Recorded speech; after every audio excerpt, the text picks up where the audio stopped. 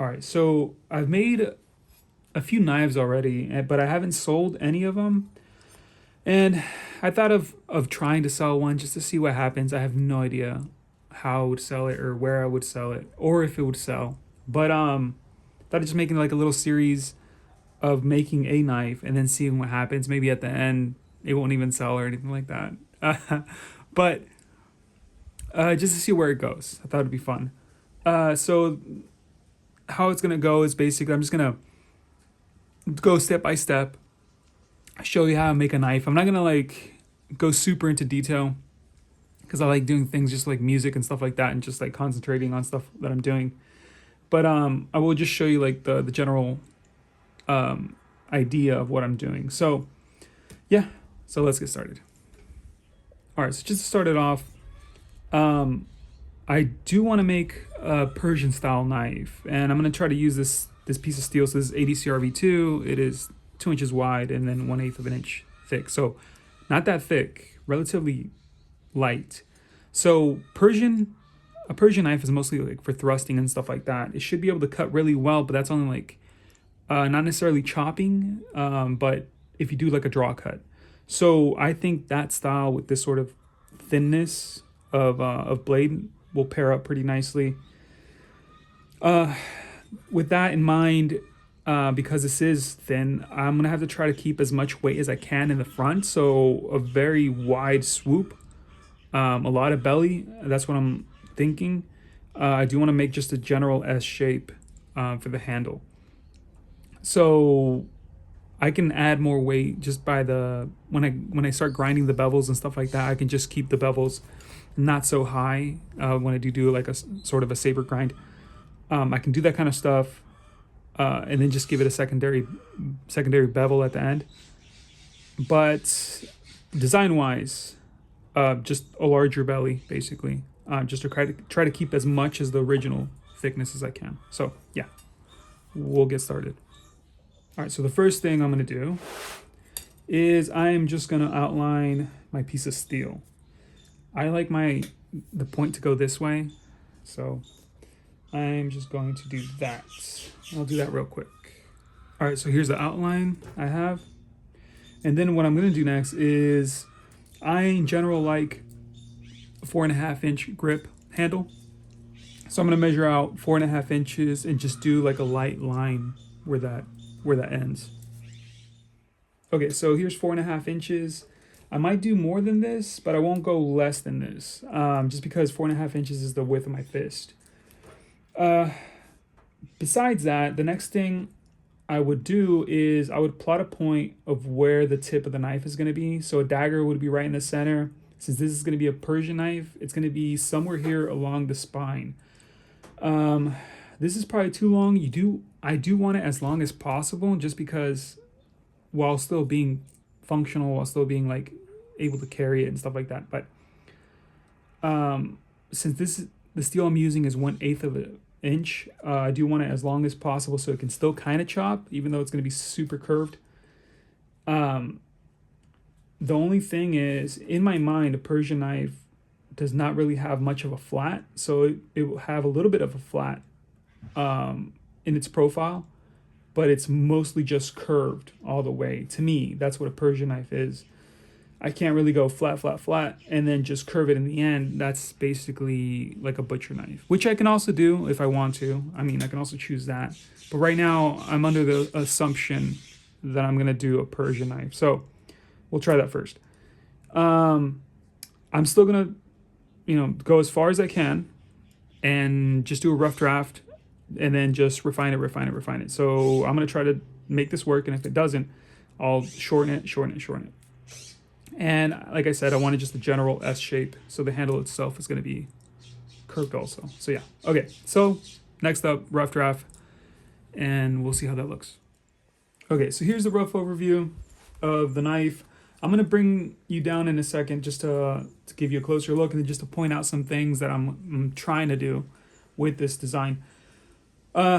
It's good to listen to, at least for me, and that's part of the reason I can't just straight up do a step-by-step video, is I like to listen to music and just relax while I'm doing stuff. On that note, so I've been kind of stuck with a few songs, but two songs I like right now is Sinner by, was it Zaya Samora? And then the other song is Wonderful Nothing by Glass Animals. Just a suggestion. But next up, I'll bring you down a little bit closer and I'll point out some stuff. Okay, so here's the curvature. Goes all the way to here. I think that's the most I can do. I might do a little bit shorter, like I said, just so I don't have so much of a flat spot. So maybe, or at least out to here, we'll see. Just to give this more of a penetration ability, I'm probably going to curve this in a little bit here too. And then I kind of want to do a hump here. So in here, and then make a hump here. That would be part of the handle too. We'll see how that works out. The handle itself, this part right here, it's good to have like a part that sticks out like this, that you can that goes right into your hand. My hands are jacked up just from work and stuff. So, but if you're gripping onto something that's slightly ovalish, it keeps your hand in place a lot better. This little curve thing here is going to be another circle right here on the end.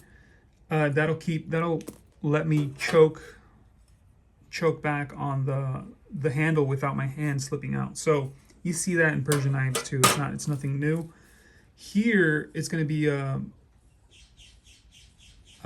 part, and I've done this type of handle before, but it's going to be a recess into a curvature into the blade itself. This has to be at least the thickness of your pinky. If you do anything thinner than that, smaller than that, it's going to pinch. And it's going to hurt like quite a bit if you hit something really hard. So at least the thickness of your pinky. So something probably like, let's say an inch wide would be kind of something safe to go with. This on top, like I said, I want that curvature, that hump here. We'll see how that looks. And I want it to curve up again before it goes into this this little swirl here on this end. So next up is that. All right, so here is the finished knife, finished design, and some changes. I didn't end up going as deep as I thought I would here on top. I didn't really do much of a hump here in the end. It looked weird. I did draw it, but it just looked odd. Here, this is not really going to be incorporated into this curvature. It's just going to go up and end there. And I didn't do that circle, that circular bump here in the end. I am going to do another knife that has that already. And I figured I'm going to get tired of it, actually, if I keep doing it. So I went with another design for the handle. This little dip here is just for grip. I found that if you do just a little dip on the end here, that will help. You do have to round it out because any edge, like this kind of edge here, would mess with your hand if you keep using it. This will be flared out when I put the scales on it, and of course this is going to be thick. It's going to be an oval. And another thing I forgot to mention, here I found that this area here, just for me with knives, it's good to have it wide. If you go too narrow and too round, the whole knife wants to twist in your hand, regardless of the rest of the handle. So this, just for blade control and stuff like that, I found that your index, is it the index finger, forefinger, whatever, and your thumb, these two fingers, have a lot to do with blade control. And if you make it too round and too narrow, it lessens that to a certain degree. So having this wide and slightly ovalish or rectangulish, making it sort of a rectangular or oval, helps with overall blade control right here. This is going to be just like a circle here on this end.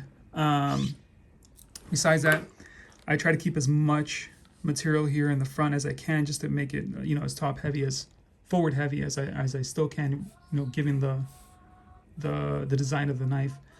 Besides that, the next step is going to be, I'm just going to put this somewhere where I can see it. So in the mornings and stuff before I go to work, I'll look at it I'm not gonna like stare at it or whatever. Just something where it's in sight basically. And eventually, sometimes I'll go to it and change something, and sometimes I won't. So after like a little bit of that, just having it sitting there, I'll do the actual cutout of the from the steel. Um, Besides that, one thing I forgot to mention is look at your steel too, before you do the design. Should have been in the beginning, but see, these edges are 90-degree edges, and this is rounded. So this is 2 inches overall. You have to you have to work around the steel you have. So because this edge is rounded, I have to make sure that the rounded edge is on this side. So that's not going to be a problem because I'm going to grind it down to a bevel anyways. But if I would have incorporated this handle down here and all of a sudden it's rounded, it's not going to work when I sandwich the handle scales to this rounded edge, so it goes flat and then rounded. So I would have to grind away this rounded part, so probably like a 16th of an inch or something like that up, and that would just mess up my design overall. So make sure to take a look at it. Sometimes there's even gouges and stuff like that on the edges of the knife. I mean the knife steel that you got. So just take a look at it and make sure that doesn't mess with whatever design you do. Okay, so yeah. Yeah, so any questions, suggestions, let me know. Next up would be me cutting this out. And yeah, we'll see when that happens. Okay, all right, bye.